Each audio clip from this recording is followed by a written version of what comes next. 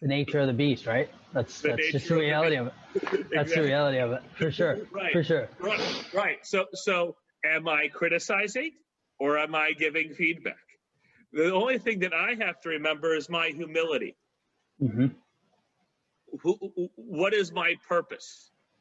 How am I true to my cause? Am I true to my cause because I want to make them great golfers? Or am I true to my cause because I know I have a teaching and I like to share it with the world?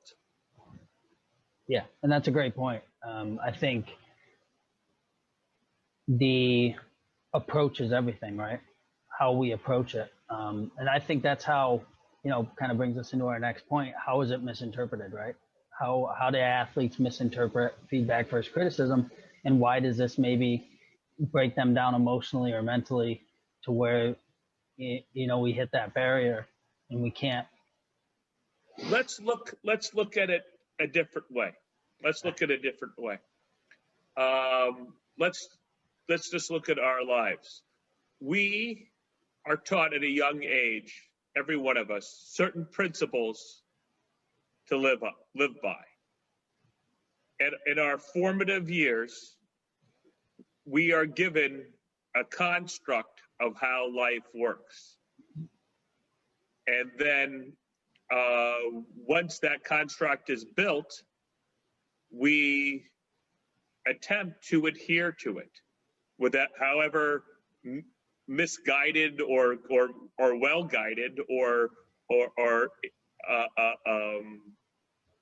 set up in a way that is positively or negatively or confusing or hypocritical or justified or what have you. We're given, these are the rules of life.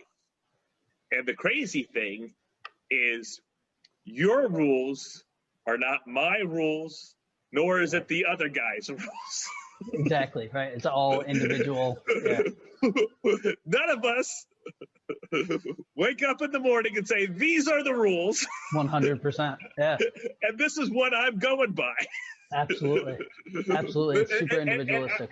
And I will tell you, I think most mistakes are made by a confusion of the rules. For sure. I would agree with that statement. Absolutely.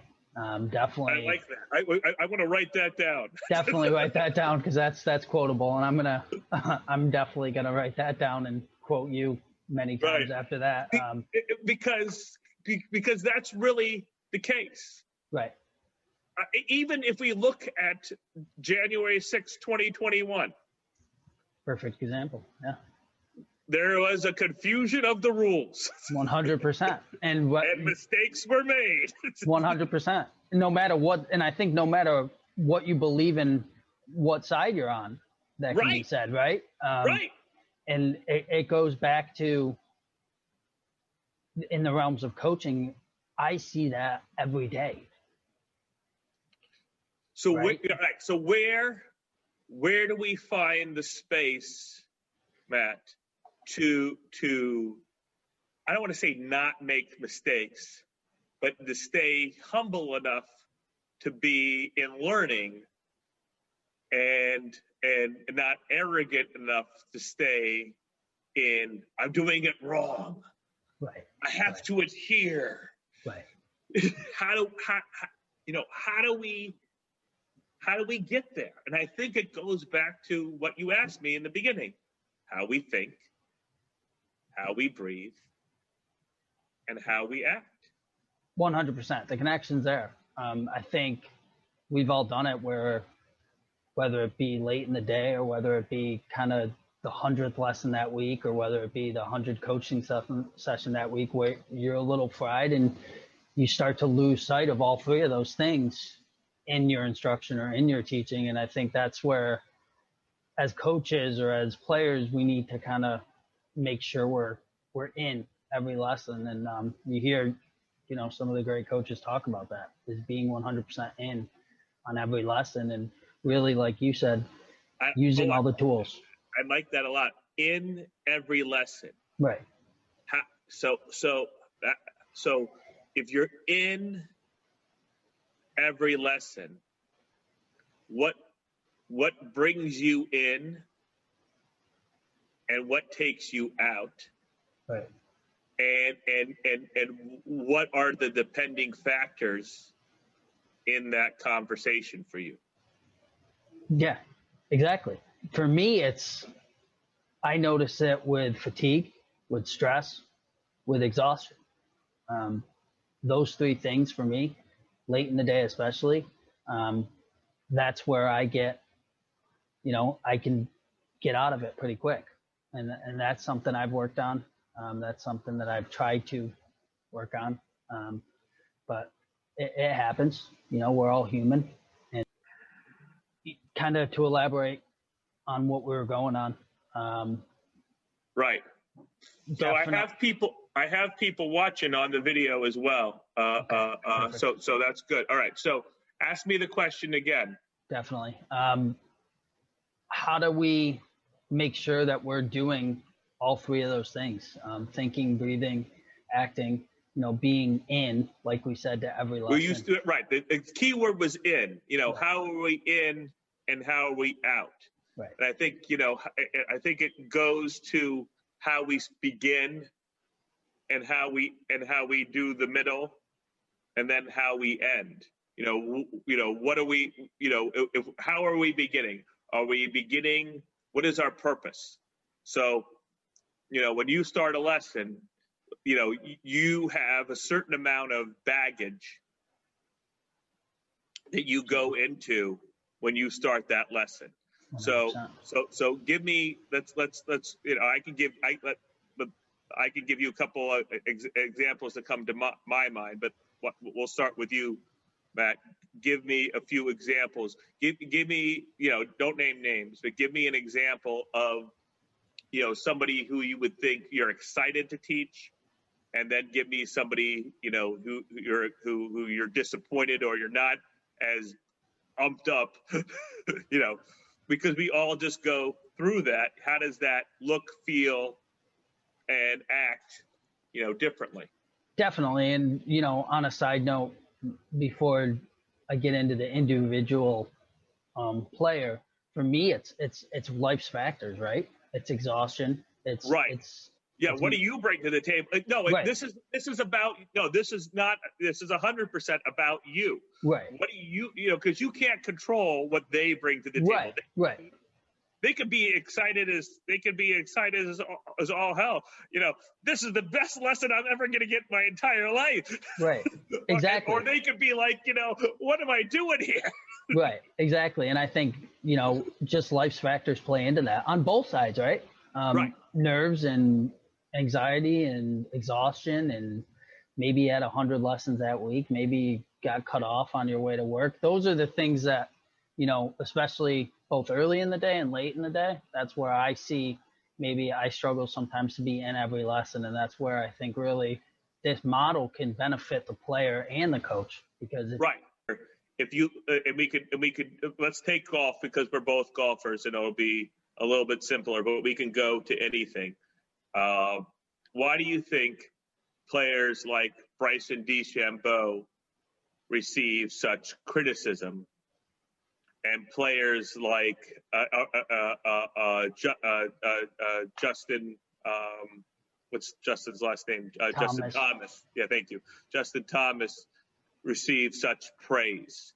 What what makes Bryson such, the big target on his back versus versus Justin, who's got like, oh, we love Justin, right? I mean, don't we hear that? No, right.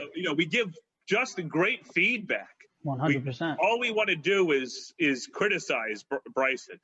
Right. No, and I think it's conventional versus unconventional, tactics, right? It's the way Bryson's going about it is unconventional. It's never been done before. And right. Thomas is going about it is as conventional, he's as they come. Yeah. And so is that our comfort level, or is that their comfort level? Right. It's definitely, I think, a little bit of both, but more so the fan and the viewers' comfort level, right? How we view it and how we see Right. it and what we're Right. used to. What's funny is the overall thing is viewers. Yeah. What brings viewers to, we want to, and it go and like you listen to, we want to watch Tiger. We want to watch Jordan. Nobody gets excited to watch Justin Dodson, No. even though he can be the best golfer in the world.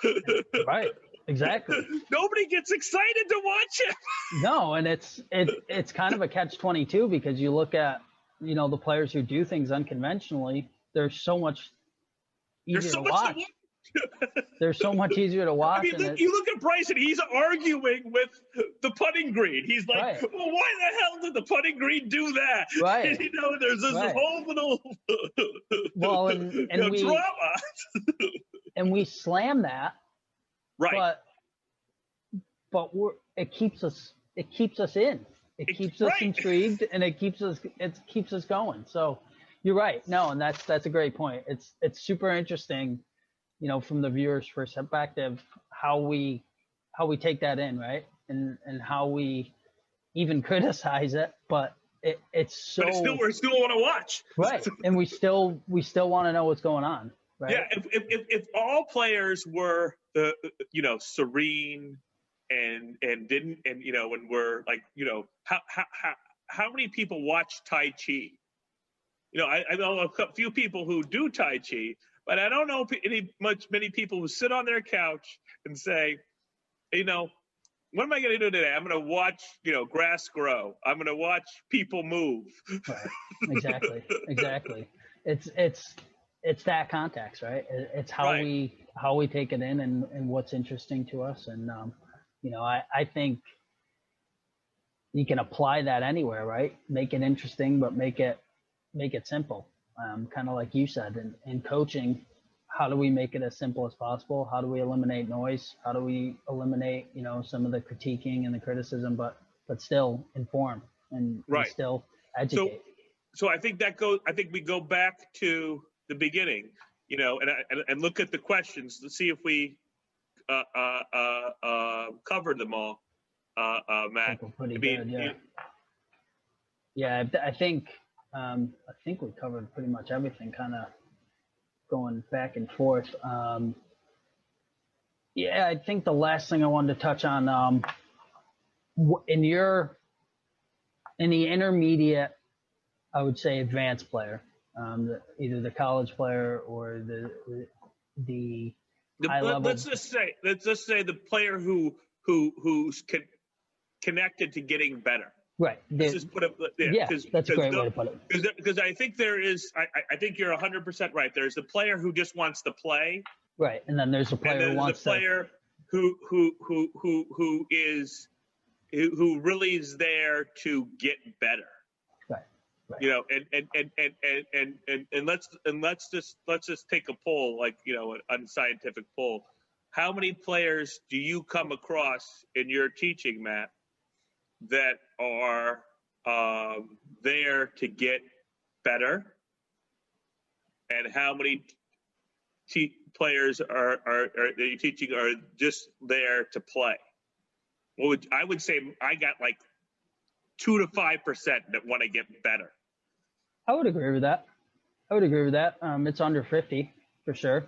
I would say right around there, and I think the approach to both is different, right? Right. It's after that first introduction, the approach has to be different, and how I know you can probably elaborate on this. How do you approach that, right? So how do you approach the differences between the two, and how do you kind of break that down? And I think for me, I think it then goes right back to me, is who am I as a coach?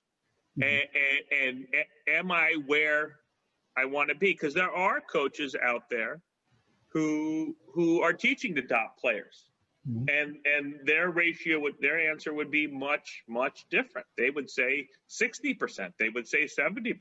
Want to get better, and